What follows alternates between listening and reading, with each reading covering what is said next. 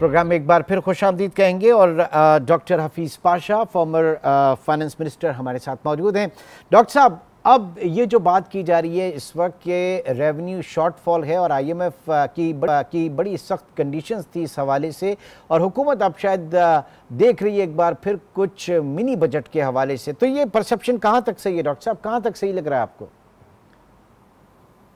ये वाज़े तौर पर हुआ यह है कि इस साल बजट में एफबीआर के रेवेन्यूज़ में एक तारीख का बुलंद टारगेट रखा गया, यानी कि 40% इजाफा रेवेन्यूज़ में, जबकि आपका जो शरह-ए-नमू है वो मुश्किल से 3% और आईएमएफ कह रही है कि अफराद ज़र 10% से भी कम होगा, तो 13% आपके टैक्स बेस में इजाफा ओवरऑल और 40% रेवेन्यूज में इजाफा आप टारगेट कर रहे थे। हम तो पहले दिन से कह रहे हैं, जिस दिन हमने बजट सुना था जी, कि ये रेवेन्यू टारगेट 12,970 अरब का इनफीजिबल है।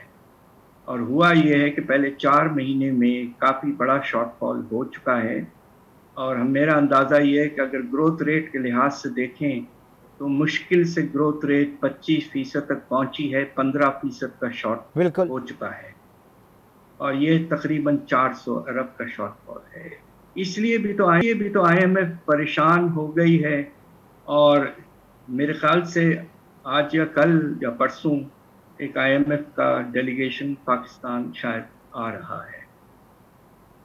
ओके, अब इससे निकलने के लिए क्या किया जाएगा, क्योंकि ये जो दोबारा अगर बात की जाती है कि आप मिनी बजट, तो मिनी बजट में फर्दर टैक्सेस, मोर टैक्सेस की बात होगी, और फिर दोबारा हम देखेंगे पॉलिसी रेट जो है वो महंगाई को ख़त्म करने के लिए, कम करने के लिए शरह सूद जो है वो बढ़ाई जाएगी, सारी चीज़ें। तो सर, ये तो जितना भी इस वक्त एक इम्पैक्ट पड़ा है वो सब एडवर्स हो जाएगा अगर इस तरह की सूरत हाल रही।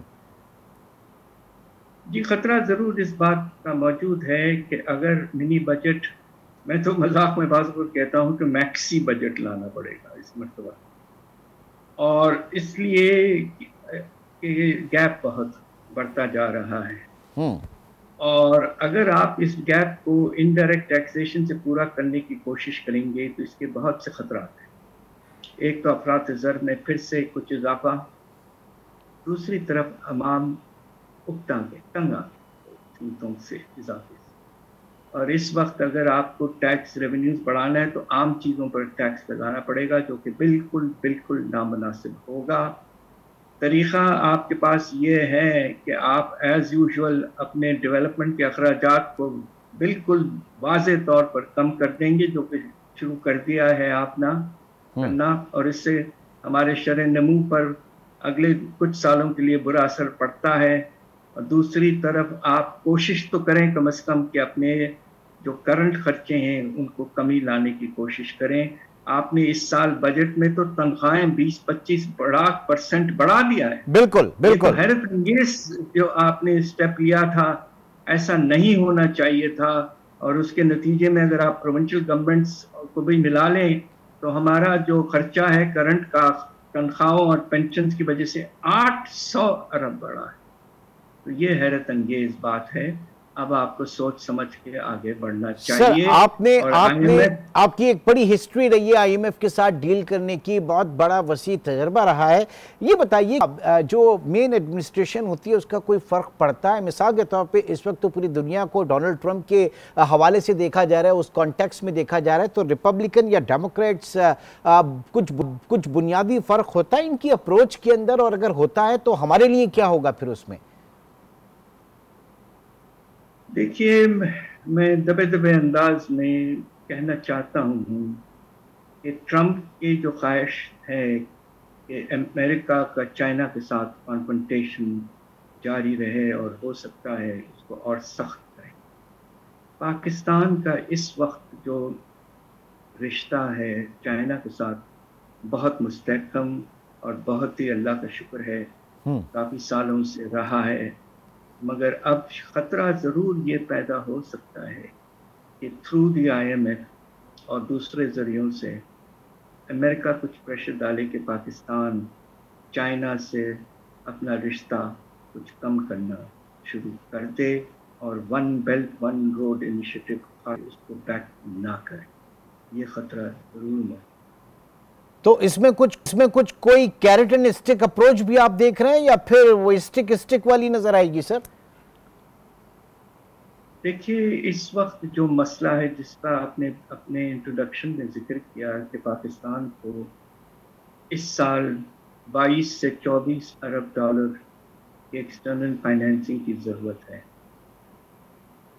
सबसे अहम सवाल इस वक्त हमारे माशी हालात के बारे में ये है कि ये कैसे पूरा होगा और इसको पूरा करने के लिए हमें किस हद तक झुकना पड़ेगा, ये आने वाले दिनों में देखना पड़ेगा। इससे आगे मैं कुछ कहना नहीं। अच्छा सर, बिल्कुल लास्ट में जानना चाहूंगा कि ये इस वक्त हम देख रहे हैं कि हमारी स्टॉक मार्केट, वैसे बाय गॉड मैं कभी भी स्टॉक मार्केट को रिलेट नहीं करता हमारी रियल अंदर से, लेकिन फिर भी इस वक्त हम देख रहे हैं कि जनाब 93,000 इंडेक्स पहुंच चुका और हुकूमत बड़ा इसके ऊपर कह रही कि जनाब जो फॉरेन इन्वेस्टर हैं वो पाकिस्तान के ऊपर बड़ा एतमाद बढ़ रहा है, सारी चीजें। कोई लिंकेज होता है स्टॉक मार्केट का, एटलीस्ट पाकिस्तान की जो स्टॉक मार्केट है उसका हमारी रियल इकोनॉमी के साथ? जी, हद तक जरूर होता है। बिजनेस साइकिल्स जो आते हैं उसमें ऊपर नीचे हमारा मार्केट होता है, मगर इस वक्त जो फैक्टर्स हैं बेहतर होने के, उसमें यकीनन IMF प्रोग्राम का आना, हमारे रिजर्व्स में कुछ इजाफा होकर तकरीबन 11.5 अरब डॉलर तक पहुंचना, इसलिए कि आपको याद होगा कि कुछ अर्सा पहले ये 4 अरब डॉलर तक गिर चुके थे। तो उस लिहाज से रिस्क फैक्टर्स में वाज़े तौर पर शॉर्ट रन में कमी आई है और मार्केट रैशनली उसको रिफ्लेक्ट कर रहा है, मगर सिक्लिकल फिनोमेना जारी है।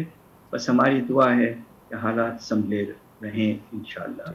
बहुत बहुत शुक्रिया। Doctor Hafeez Pasha, former finance minister, मौजूद थे और इस वक्त जो सूरत-ए-हाल है, जो हकीकी चैलेंजेस हैं वो अपनी जगह पर मौजूद हैं और ये जो मिनी बजट की इस वक्त बात की जा रही है या फिर जो आपकी रेवेन्यू शॉर्टफॉल है उसको किस तरीके से फिलअप करने की कोशिश किया जाएगा, इसको किस तरीके से ब्रिज करने की कोशिश की जाएगी, इसका इम्पैक्ट हर हाल में पाकिस्तान की इकॉनमी और ट्रांसलेट करें तो पाकिस्तान की आवाम के ऊपर पड़ेगा। आज के प्रोग्राम से इतना ही। इंशाल्लाह आपसे कल मुलाकात होगी। अपना बहुत ख्याल रखिएगा। अल्लाह हाफ़िज़।